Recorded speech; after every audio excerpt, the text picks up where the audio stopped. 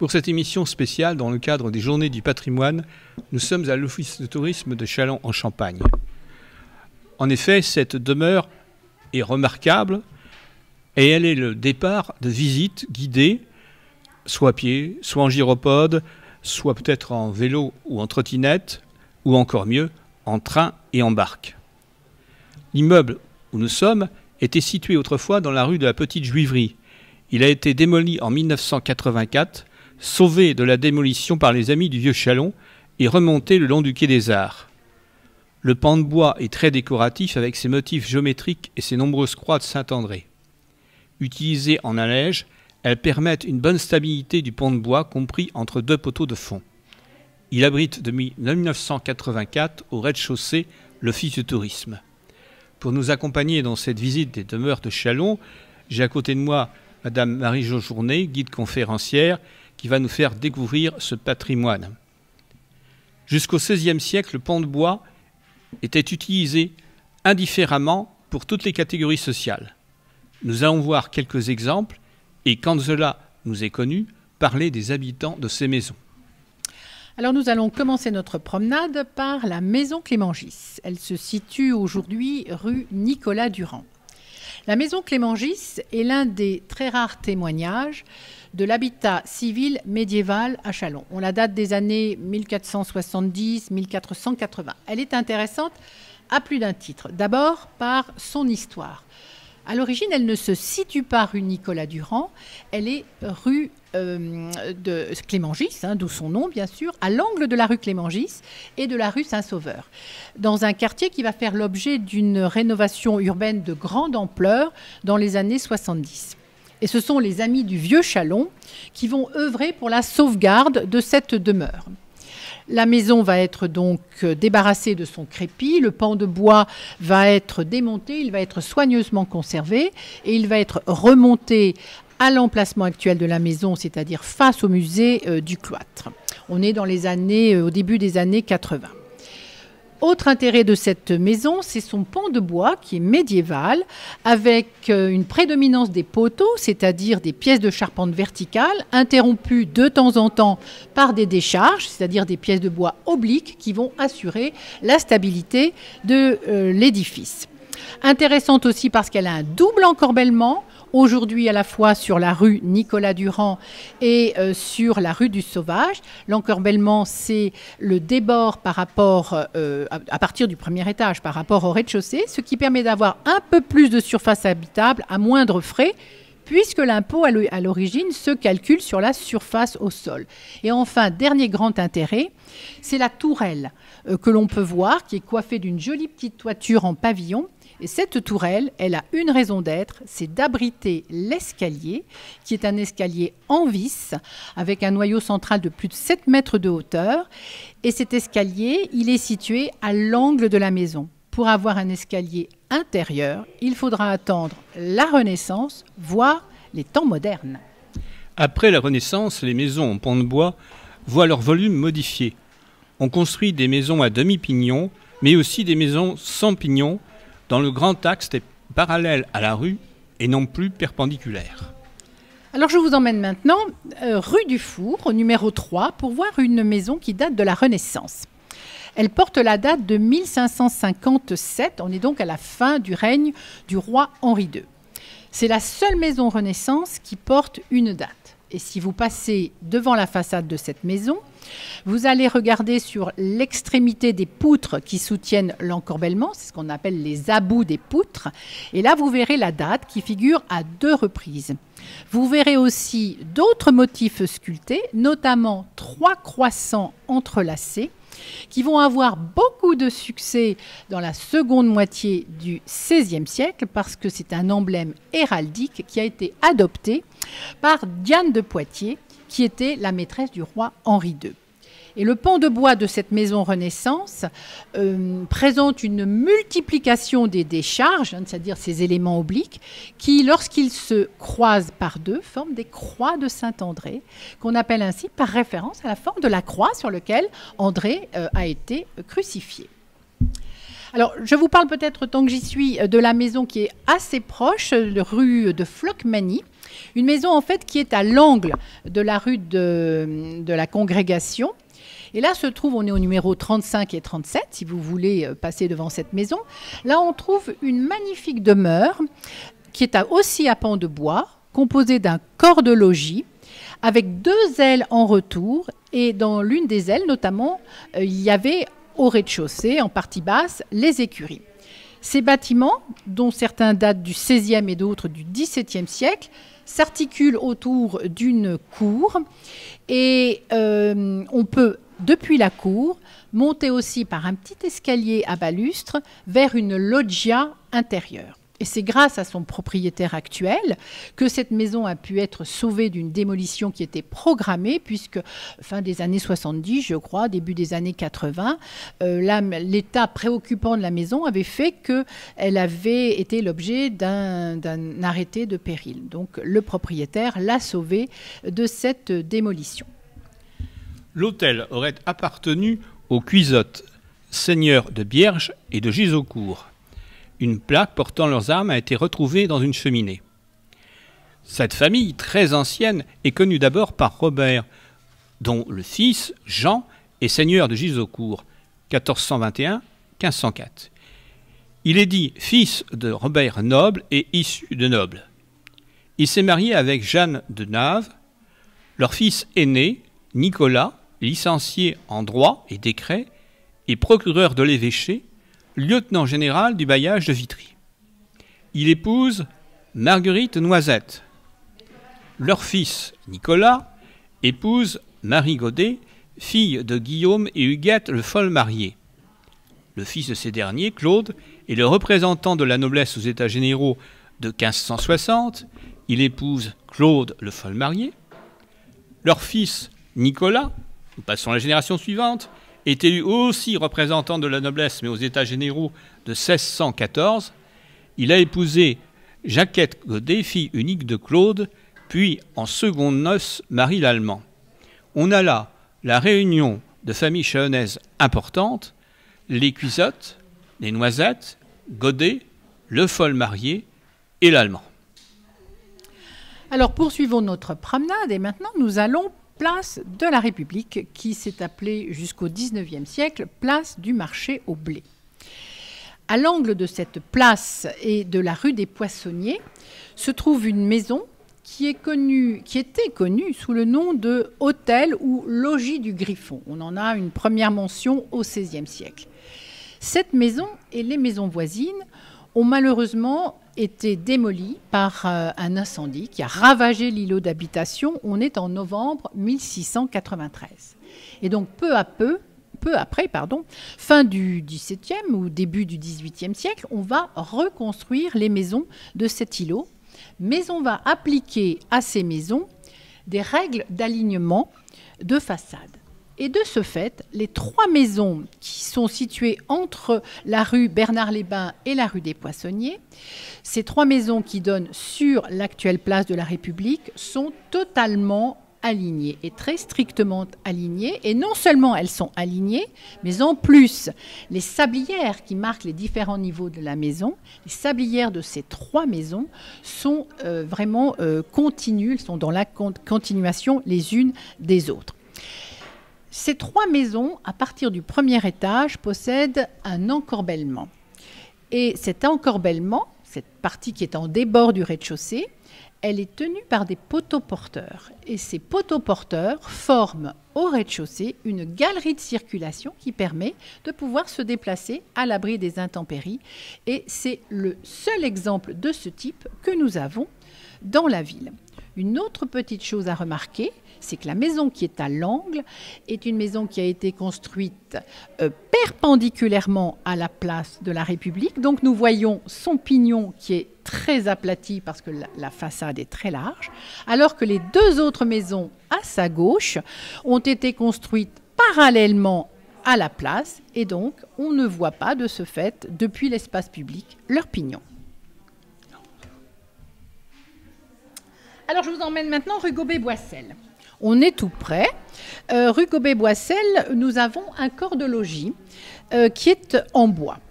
Ce corps de logis, on sait qu'il était assez ancien. On sait que la maison qui était là a d'abord été appelée la maison à l'Aigle. On est en 1251. Puis on va l'appeler la maison à l'ours. On est en 1453. Et le XVIe siècle va régler le problème de la dénomination, puisque désormais on l'appellera maison à l'Aigle, autrement à l'ours.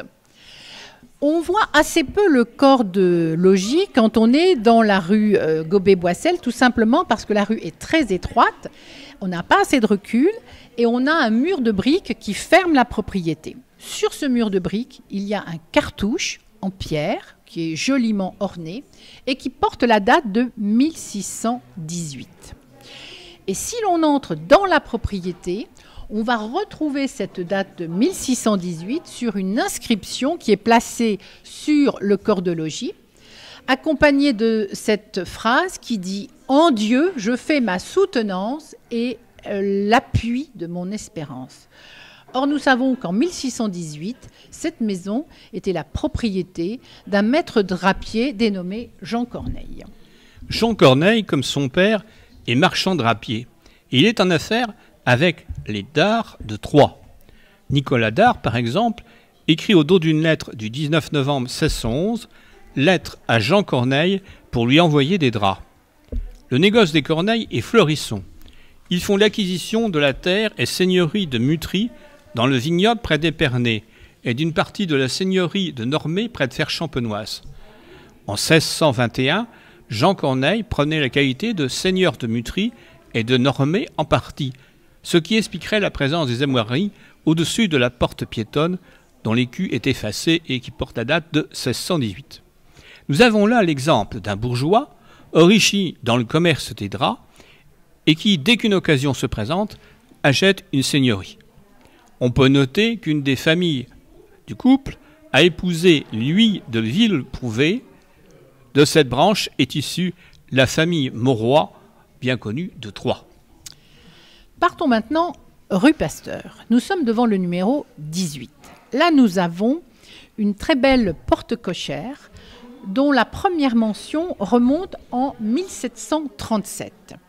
C'est la première fois donc qu'est mentionnée pour ce corps de logis l'existence de cette porte dont on remarque déjà le décor qui est assez soigné. On peut encore admirer de nos jours ce joli portail qui est flanqué de 2 pilastres cannelés en pierre, bien sûr, surmontés de chapiteaux composites. On aime beaucoup le chapiteau composite au XVIIIe siècle. C'est un chapiteau qui mêle les feuillages du chapiteau corinthien et les volutes du chapiteau ionique. Donc, on a 2 pilastres encadrant la porte et au-dessus de la porte, nous avons une grille en ferronnerie, une grille joliment ouvragée, entourée d'un décor de pierre où apparaissent des branchages de laurier. On les reconnaît bien avec la feuille de laurier, très typique, et les petites baies qui sont également sculptées. Et ces 2 branches vont se retrouver au centre du tympan, vers un cartouche qui malheureusement aujourd'hui est vide de toutes ses armoiries. Cette maison a été acquise en 1699 par Jean Orguelin, conseiller du roi, assesseur de la maréchaussée générale de Champagne, et Madeleine Cor, sa femme, auprès de Billet, seigneur de Fanières, Saint-Martin et Moncourt. Jean Orguelin est le fils de Nicolas, notaire royal, et de Nicole Nobilly. Cette dernière appartient à une famille d'imprimeurs qui habitait en face du portail occidental de l'église Saint-Germain, c'est-à-dire aux actuels numéros 18-20 de la place Foch. Germain Nobilly est établi près donc de cette église Saint-Germain. Il épouse Magdeleine de Dubois. Elle est la sœur de Jacques, marchand libraire. Il est lui aussi marchand libraire, mais pas encore imprimeur. Son fils est marchand libraire et relieur. Nous sommes 1570-1627. Il a épousé Catherine Leconvert, fille de Claude et Nicole Marin. Et Nicolas Nobilly, 1610-1653, le 3e de la génération, est libraire, relieur, mais aussi imprimeur. Il a franchi donc une étape, on a l'impression d'étape franchie génération après génération. Comme son père, il travaille pour l'évêché et l'église Notre-Dame. Il a épousé en 1651 dans l'église de la Trinité Johanne Lefebvre, qui décède un an après, à l'âge de 20 ans. Son mari meurt 2 ans après, il avait 43 ans. François, parlez-nous un petit peu du bois que l'on utilise pour faire les pans de bois qui sont si merveilleux sur nos façades.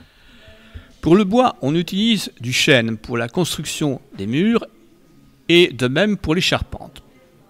Pour les accessoires, portes, on prend également du chêne, mais aussi parfois d'autres bois tels que le peuplier. Il y a 3 sources d'approvisionnement: le Der, l'Argonne et les environs d'Épernay. La forêt du Der est le plus gros fournisseur. Le bois vient par flottage en suivant le cours de la Marne.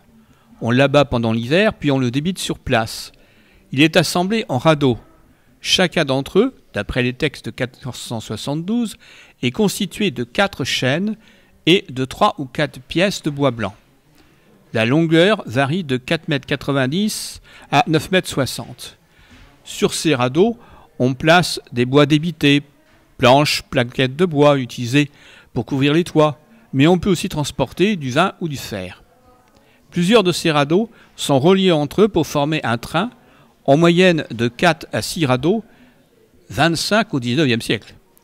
Il faut une dizaine de jours pour gagner Châlons. À Châlons, il est déchargé au Jard, près d'une des portes de la ville, ou encore dans la ville par le fameux réseau Monod. Il faut alors le faire sécher. Mais le bois flotté sèche plus vite car l'eau lave la sève. Il est plus facile à travailler. Signalons que dès 1114, il existe un péage à Pony dont les revenus sont donnés à l'abbaye Saint-Pierre au Mont par l'évêque. Et puisque nous parlons d'évêque, vous allez nous parler maintenant de l'hôtel du Vidamé. Nous allons parler de l'hôtel du Vidamé. Et de ce fait, nous allons abandonner un peu le pan de bois pour parler d'autres matériaux. La pierre de Savonnières, la brique, la craie que l'on peut voir sur cet hôtel du Vidamé que tous les Chalonnais connaissent puisqu'aujourd'hui, il abrite le musée Garinet. Il se trouve 13 rue Pasteur. Cet hôtel a été bâti sans doute au début du XVIe siècle. On avance la date de 1516 et l'on parle comme constructeur, comme commanditaire de cette maison, de Claude Rollet, qui était un bailli, c'est-à-dire un agent de l'administration judiciaire seigneuriale ou plus tard royale de Châlons. 1516, on est bien à l'époque de la Renaissance. Mais à Châlons, on a continué à construire gothique pendant au moins les 30 premières années du XVIe siècle. Le premier grand bâtiment Renaissance à Châlons, c'est l'ancien hôtel de ville élevé en 1533. Donc en 1516, lorsque l'on construit l'hôtel du Vidamé, on va encore utiliser un décor gothique que l'on peut retrouver par exemple autour des fenêtres, avec les chaînages en pierre qui ont des motifs, des bases avec des motifs tout à fait gothiques flamboyants. On retrouve aussi le gothique flamboyant sur certains décors de solives de plafond intérieur. Cet hôtel particulier a été acheté en 1597 par Philippe de Thomassin, qui était le vidame de Châlons. Et là, le vidame de Châlons, effectivement, c'est le représentant de l'évêque dans ses activités temporelles.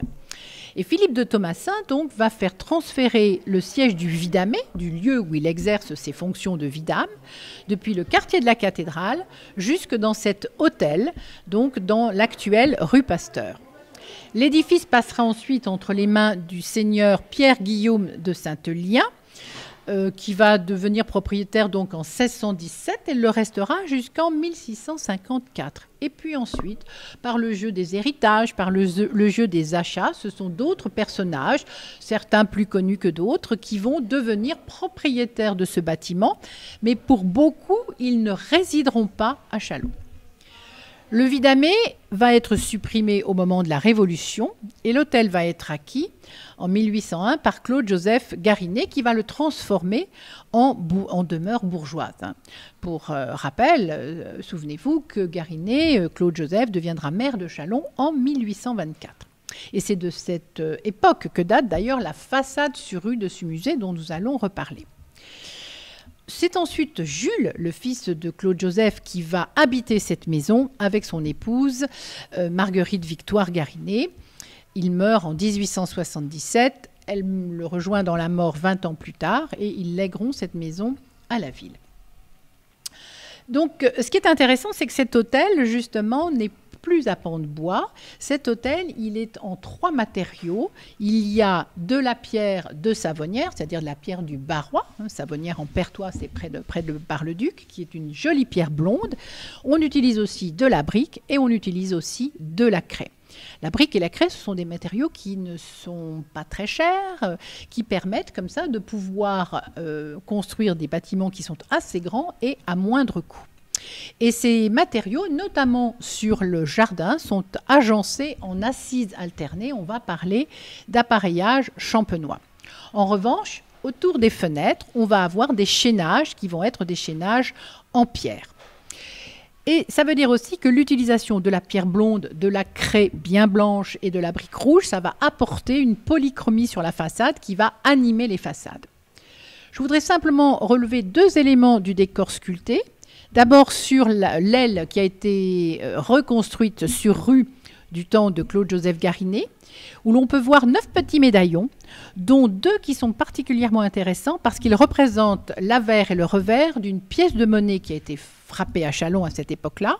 Ça peut être aussi d'un jeton de monnayage de la fin du XVIe, début du XVIIe siècle. Sur l'avers, on voit une sculpture du roi Henri IV. Et sur le revers, on voit l'intérieur d'un atelier monétaire. Donc il faut venir avec ces jumelles pour bien voir ces 2 petits médaillons tout à fait charmants.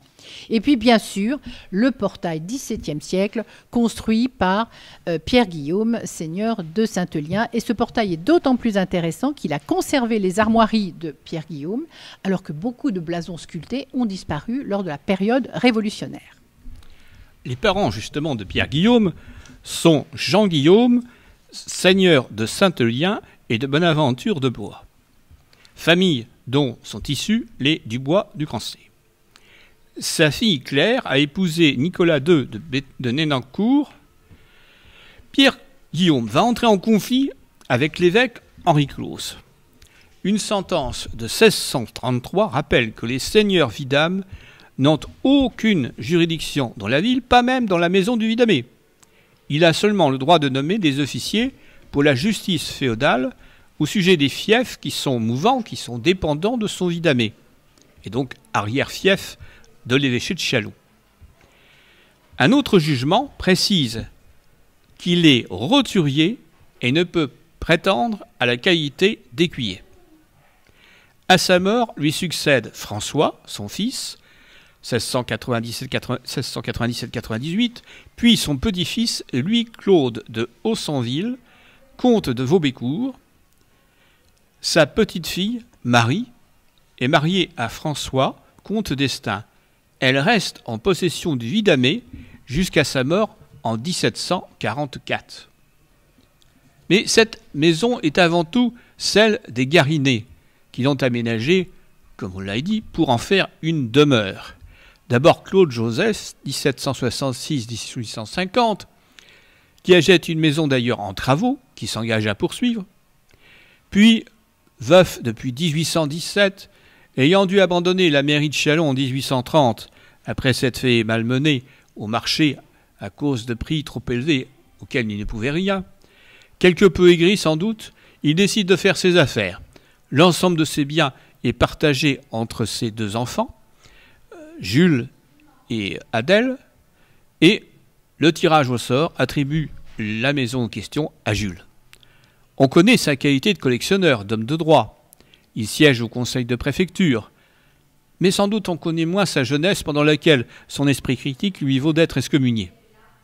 Grâce à sa correspondance avec son ami Colin du Plancy, on sait que cet homme, qui a une bibliothèque de 30 000 volumes, achète des jouets en bois qu'il envoie aux enfants de son ami, dont l'un est d'ailleurs son filleul. Cela nous donne une certaine épaisseur à ce brave Jules. Et maintenant, nous allons partir vers la rue du Lycée. Absolument. Nous sommes devant les maisons numéros 5 et 7. Ce sont 2 maisons qui datent de la Renaissance et qui présentent une architecture très typiques du XVIe siècle, et notamment de la seconde moitié du XVIe siècle. Pardon. Le rez-de-chaussée et le premier étage des deux maisons sont percés d'ouvertures très nombreuses qui laissent peu de place à la maçonnerie.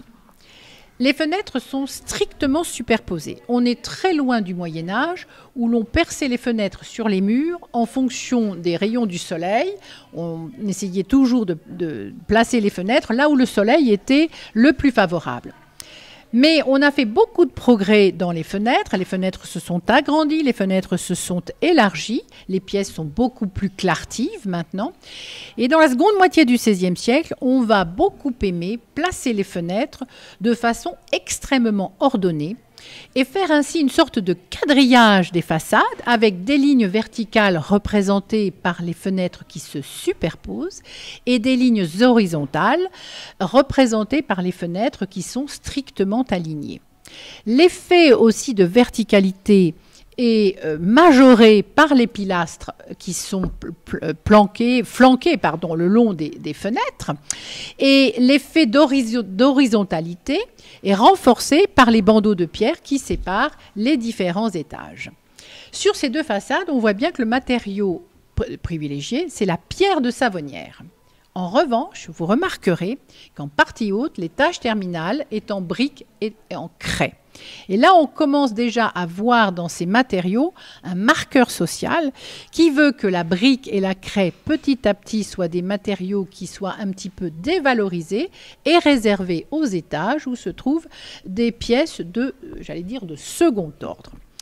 On remarquera aussi sur la façade les deux corniches de ces maisons, qui sont deux corniches à modillons, avec entre les modillons de jolis motifs sculptés qu'il faut aller découvrir, là encore avec une paire de jumelles pour mieux les repérer.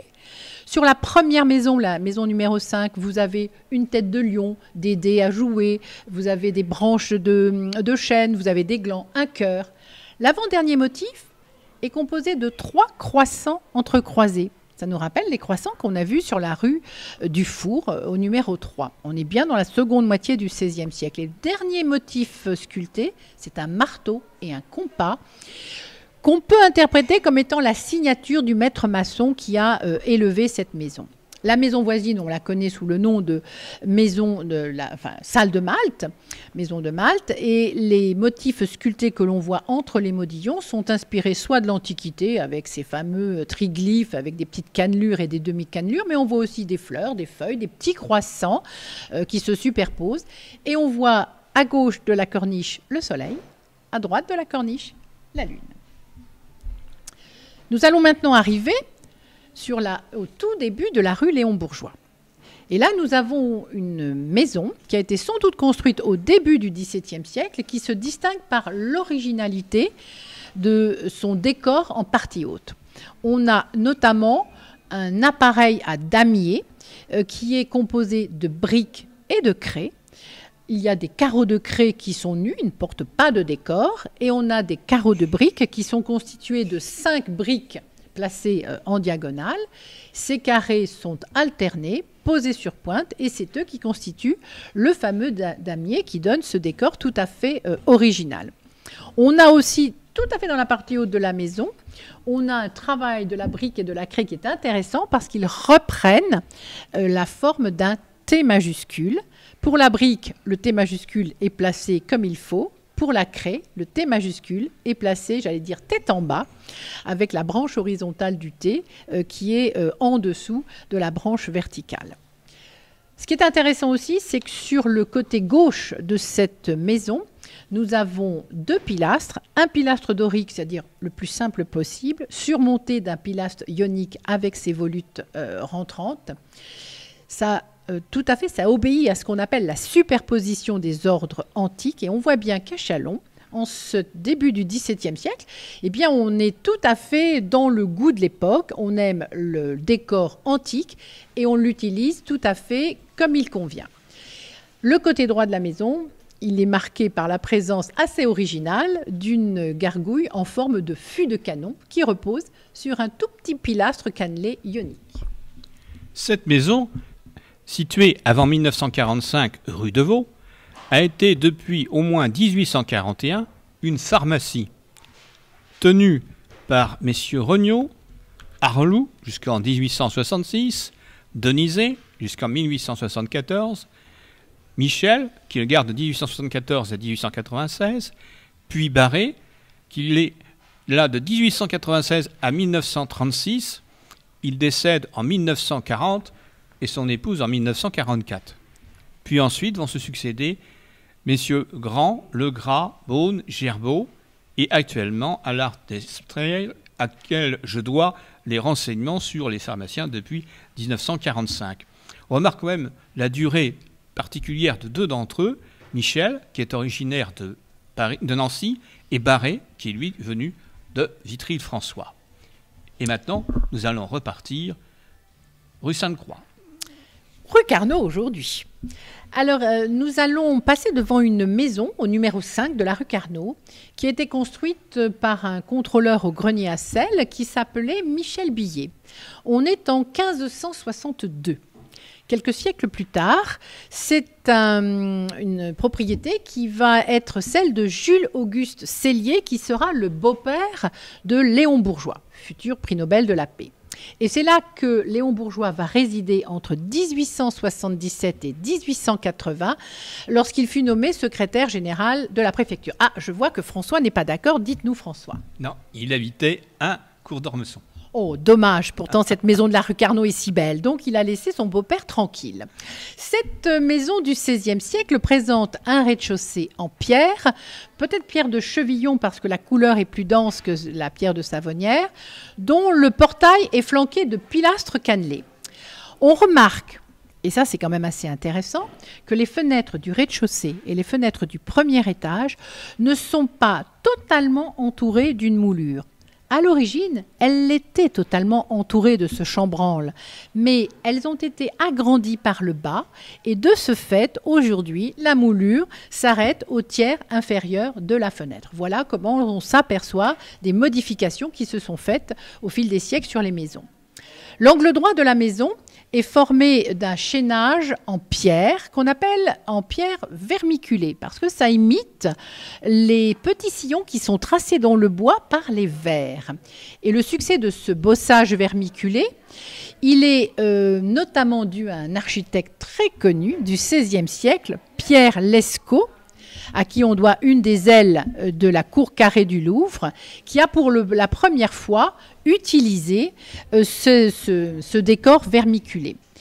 Le décor vermiculé du Louvre, il date de 1546 et nous, on l'adopte ici en 1562. On est décidément très à la mode à Châlons au XVIe siècle. Une petite note sur le balcon qui n'existe que depuis le XIXe siècle. À l'origine, il y avait là une petite tourelle d'angle qui a été supprimée pour laisser place au balcon et à son garde-corps en ferronnerie. Dans une sentence de 1648, on lit qu'en 1592, les héritiers de Michel Billet, qui avait fait bâtir donc la maison, l'ont vendue à un sieur Lévy Poinsard, qui la céda aussitôt à M. Jean de Morillon.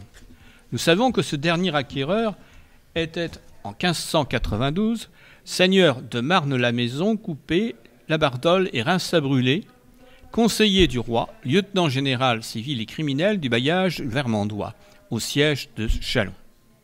Il avait pour femme Perrette Cuisotte. Nous retrouverons la famille Cuisotte. La maison resta dans cette famille jusqu'en 1720. Elle est vendue à messire Zacharie Ocard, chevalier de Saint-Louis, colonel d'infanterie, habitant alors à Châlons.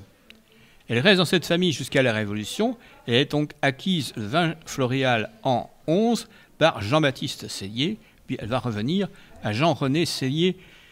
Il est à remarquer qu'au début du XXe siècle, on y trouve un notaire bien connu des Chalonnais, René Poplin.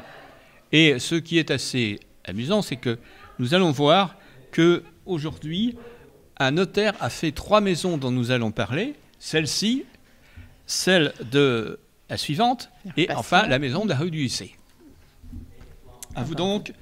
Pour le 7 rue Pasteur, je vais commencer par vous parler de Nicolas Leclerc, conseiller du roi, receveur général des finances en Champagne, puis maître des requêtes de monsieur.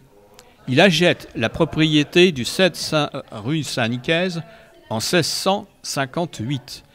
Il a épousé Marie-Anne Deillat, fille d'un bailli de Châlons, et de Catherine de Bar. Nous retrouvons là aussi des familles anciennes de Châlons et extrêmement importantes. Son neveu, Nicolas, seigneur de Nuisement-Morin, trésorier de France, époux de Charlotte Rose de Poinresson, fait construire les bâtiments de 1698 à 1717. La famille va les conserver jusqu'en 1801. Ensuite, on relève comme propriétaire Jacques Vienne, fabricant de bas de 1813 à 1825, puis Claude Cacot, qui fait construire la petite aile en retour de corps de logis entre 1826 et 1829. Donc c'est ce Cacot qui est le premier notaire de cette maison, si j'ose dire. Après, lui succédera son fils, qui a abandonné la poésie à Paris pour tenir une étude de notaire à Courtisols, puis à Châlons. Et après, le père, le fils, le petit-fils, il s'appelait Joly, mais qui ne restera pas longtemps dans cette maison. Il prendra une étude à l'intérieur de Châlons. Alors, ce qui est intéressant sur cette propriété, sur cette maison, c'est d'abord son portail. Le portail qui donne sur rue, qui a été construit entre 1699 et 1707. C'est un portail qui est monumental et qui est pourtant d'une extrême sobriété. Il est tout à fait typique des constructions classiques avec ses assises de pierre en bossage séparées par des petits sillons, ce qu'on appelle les refends. Il est orné d'un grand arc concave dans l'ouverture duquel prend place la porte, une porte en bois avec 2 vantaux qui sont décorés de palmettes et de volutes comme on le voit beaucoup à cette époque-là. Et le fronton qui surmonte ce portail, qui est un grand fronton triangulaire, est lui aussi débarrassé de toute sculpture. La maison date en grande partie du XVIIIe et si vous avez la chance de voir le portail ouvert, avancez-vous pour regarder le tympan qui est un tympan sculpté qui surmonte la porte de la façade donnant sur cour. Là, dans ce tympan cintré, on voit des feuillages qui sont traités en arabesque autour d'un cartouche où malheureusement, une fois de plus, les armoiries ont disparu. Nous allons passer maintenant aux hôtels. Celui de la rue Chastillon, du 2 rue de la Chastillon. C'est la famille Closier-Gruin qui a fait construire cet hôtel vers 1648, date inscrite sur la taque qui se trouve dans la cour. En 1681, par échange, il passe à la famille de Cuisotte, que nous retrouvons.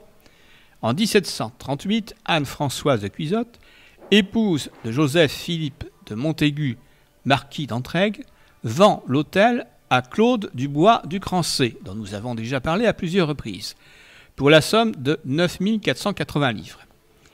Un procès verbal indique 4 710 livres de réparation. Faites l'addition, nous en sommes à 13 000. La femme de ce dernier, Jeanne Perrier de Savigny, revend l'immeuble en 1762 à son gendre, le baron de Saint-Eulien, Antoine de la Cour, époux de Marie-Nicole Dubois du Crancé pour 17 300 livres. Ladite Jeanne, veuve, Jeanne Perrier de Savigny, veuve se remarie avec Claude-Joseph Lagoual, capitaine au régiment du Soissonnais.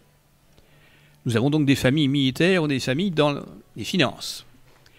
Antoine de la Cour et son épouse revendent leur hôtel en 1793 à Joseph Persin, négociant, et Marie-Claudette Guyot pour 31 000 livres. 30 000 livres, à être précis. Or, le couple la revend ensuite.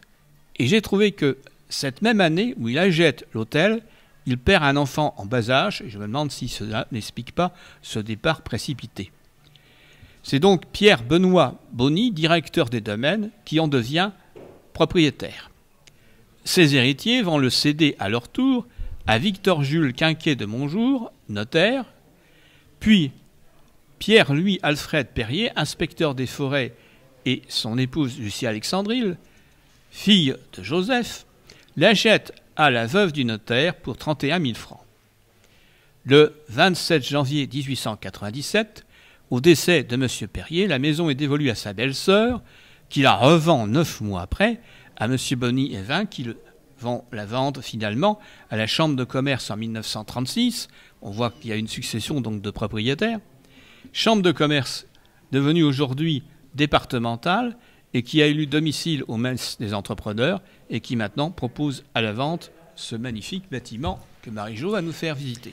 Alors, cet hôtel particulier, construit, comme l'a dit François, au milieu du XVIIe siècle, a toutes les caractéristiques de l'hôtel particulier à la française. Il est construit entre cour et jardin. Et la pierre de Savonnières a été utilisée sur ce bâtiment pour le soubassement, pour les chênes harpés autour des fenêtres, ce petit décor autour des fenêtres, pour le petit bandeau en forme de larmier au-dessus des ouvertures et pour la corniche. Et tout le reste est un remplissage en craie. Donc ça donne là aussi une polychromie entre la blancheur de la craie et la blondeur de la pierre. La toiture de ce bâtiment, de cet hôtel, est particulièrement intéressante parce que nous sommes ici devant le premier emploi connu à Châlons d'un comble brisé. Faire un comble brisé, c'est offrir un espace supplémentaire à la maison. Et cet espace qui se trouve donc sous la toiture, on peut s'en servir comme logement pour la domesticité, on peut s'en servir aussi pour accueillir la parentèle désargentée que les propriétaires sont parfois amenés à faire subsister. La toiture qui couvre ce comble brisé est composée de deux éléments. Un premier élément qu'on ne voit pas parce qu'il a une pente très douce, qui est ce qu'on appelle le terrasson, tout à fait en haut de la toiture. Et puis en partie inférieure, c'est ce que nous voyons bien quand nous sommes dans la rue ou dans la cour ou dans le jardin. C'est ce que nous appelons le brisy, avec une pente beaucoup plus prononcée. Ce type de toit, on l'appelle aussi communément le toit à la Mansart, en référence à François Mansart, qui fut l'un des grands architectes précurseurs de l'architecture classique en France au XVIIe siècle, qui a beaucoup utilisé le comble brisé dans ses constructions. Mais rappelons quand même que l'emploi du premier comble brisé, il est au Louvre, sur l'aile Lescaut, qui est construite donc par notre architecte Pierre Lescaut, bien évidemment. On continue, on se promène un petit peu, on va aller voir peut-être l'hôtel du Bois de Crancey. Oui, nous sommes près de l'hôtel de ville. Cet hôtel a été construit au milieu du XVIIe siècle, semble-t-il, pour son premier propriétaire connu, Pierre Gargum, trésorier de France. Au milieu du XVIIIe siècle, nommé à Châlons, en 1744 pour être précis, il est acheté par Jean-Gabriel Legendre, architecte, qui va faire remplacer les allèges des fenêtres du premier étage par des gardes du corps. De nombreux vantaux viennent également fermer la porte. De nouveaux vantaux, viennent également fermer la porte cochère. Les lambris du revêtement visibles au premier étage peuvent aussi avoir été réalisés à sa demande. En 1767, Legendre quitte Châlons. Le bâtiment est alors vendu à Germain Dubois de Crancey, gouverneur de Châlons. Entré jeune dans le corps des 100 Suisses, compagnie d'infanterie d'élite composée de mercenaires suisses au service du roi de France et qui va exister de 1471 à 1830, il en devient le capitaine. Chevalier de la compagnie d'arquebuses de sa ville, il est gouverneur pour le roi de la ville de Châlons. Il est inhumé à Notre-Dame. En 1821, l'hôtel est acheté par la ville aux héritiers du général Godineau. La bibliothèque municipale est alors installée au premier étage. En 1886, le comble à surcroît est aménagé en salle selon les plans de l'architecte de la ville, Louis-Ernest Collin. Lors de cet aménagement, les deux lucarnes latérales sont créées en s'inspirant des deux lucarnes anciennes. La forme du comble est aussi modifiée et les faces arrière sont reprises. Alors, comme vient de le dire François, il y a effectivement 4 lucarnes sur la toiture, mais seules les 2 lucarnes centrales sont d'origine. Et la particularité de ces lucarnes, c'est que ce sont des lucarnes passantes, c'est-à-dire qu'elles n'occupent pas seulement la toiture, mais elles se développent également sur la façade. Les 2 lucarnes latérales donc sont du XIXe siècle, on vient de le dire. Sur les lucarnes d'origine, il y a de chaque côté, partant de la tête d'un aigle qui a été sculpté au niveau de la toiture, on a 2 grandes chutes végétales qui vont s'épanouir sur la façade et qui vont encadrer à la base de la fenêtre les armoiries du gouverneur de la ville, Germain Dubois de Crancey. Le couronnement des lucarnes porte aussi un très riche décor, tout à fait dans le goût baroque. Et on a avec ces deux lucarnes un des rares exemples de sculpture baroque. L'autre, on le retrouve sur la façade de la cathédrale Saint-Étienne, au niveau de l'ange qui surmonte la grande rose de cette façade. Un petit mot aussi sur le mascaron, c'est-à-dire le petit masque qui est en pierre, sculpté au-dessus de la porte d'entrée, de la porte cochère. Ce mascaron qui représente donc un visage édenté avec des branches qui sortent des oreilles et de la bouche du personnage. C'est là tout à fait une influence du répertoire italien. La brique n'a été utilisée que pour les maisons particulières, et en très petite quantité puisqu'elle est posée en alternance avec la craie.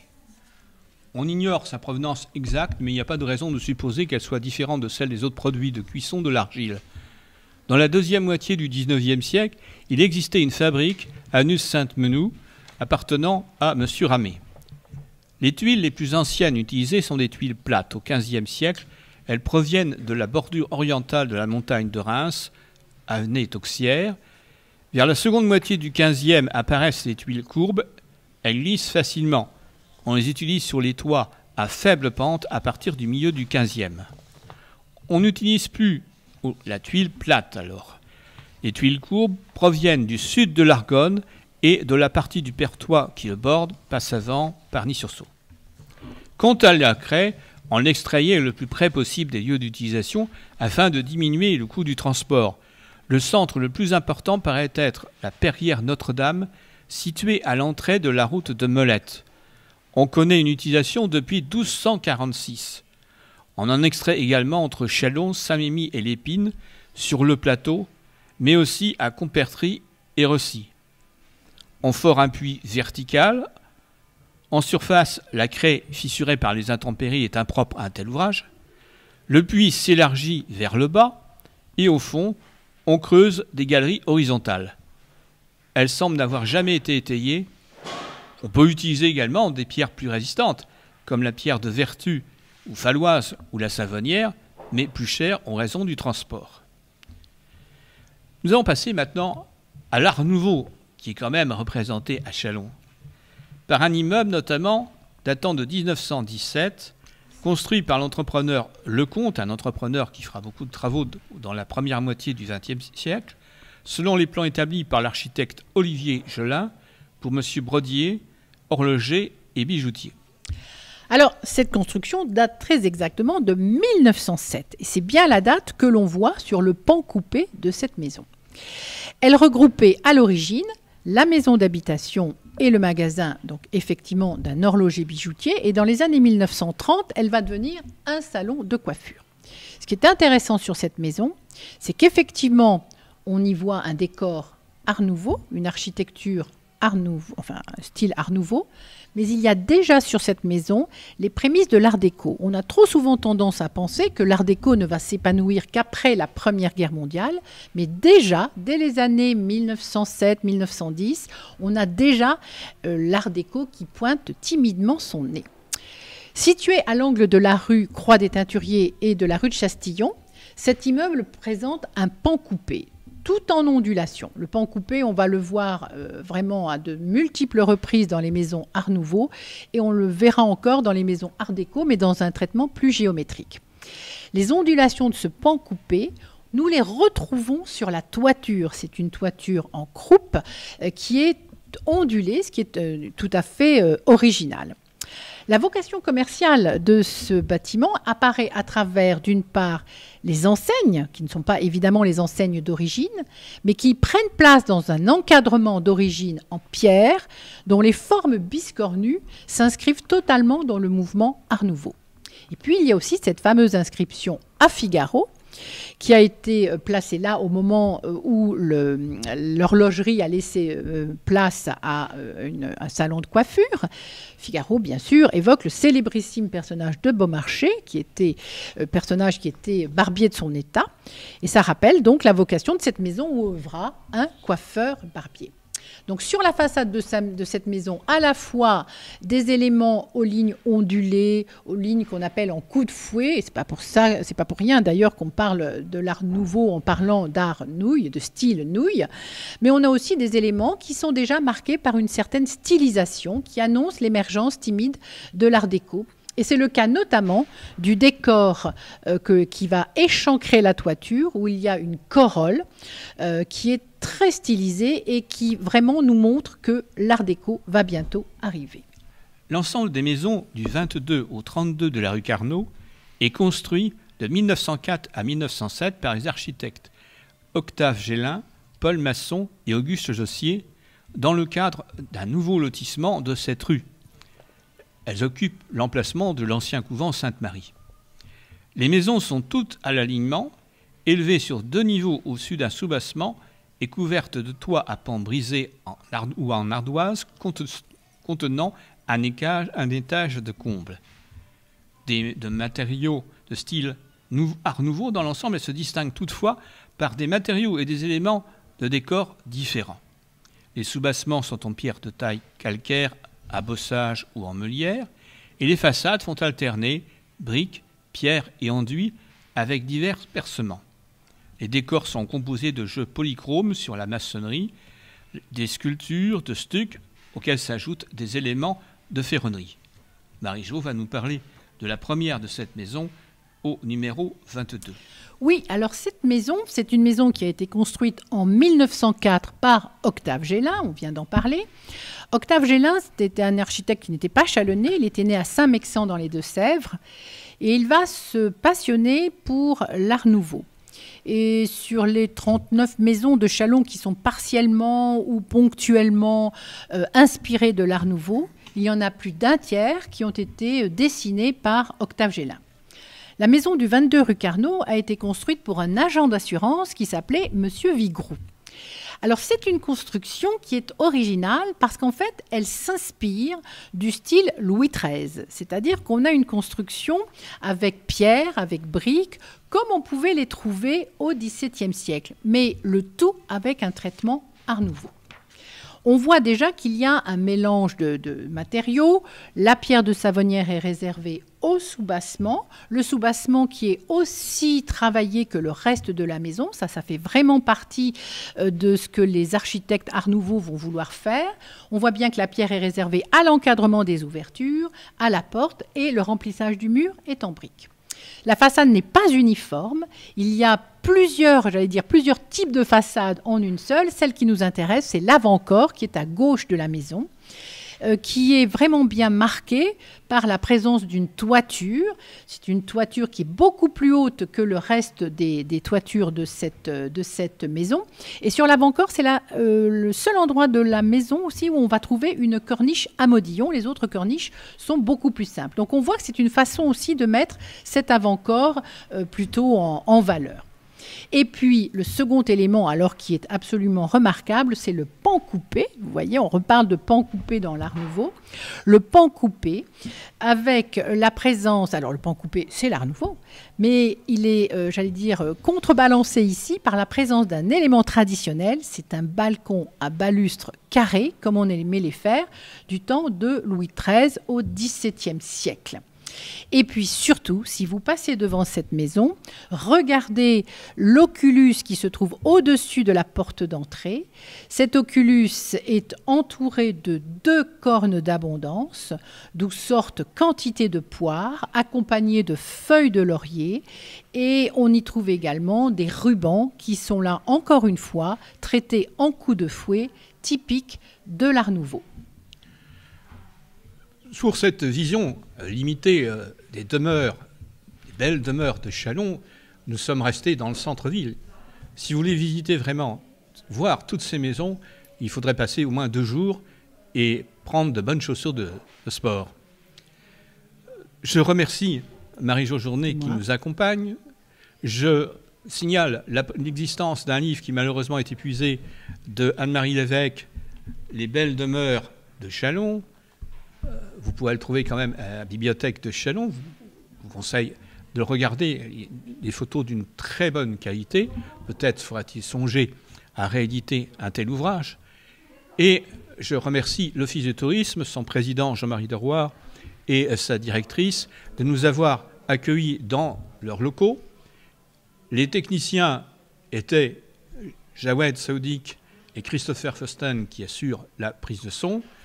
Pour la série Histoire d'ici de Catherine Ladier et François Lefebvre, pour le compte de RCF Cœur de Champagne.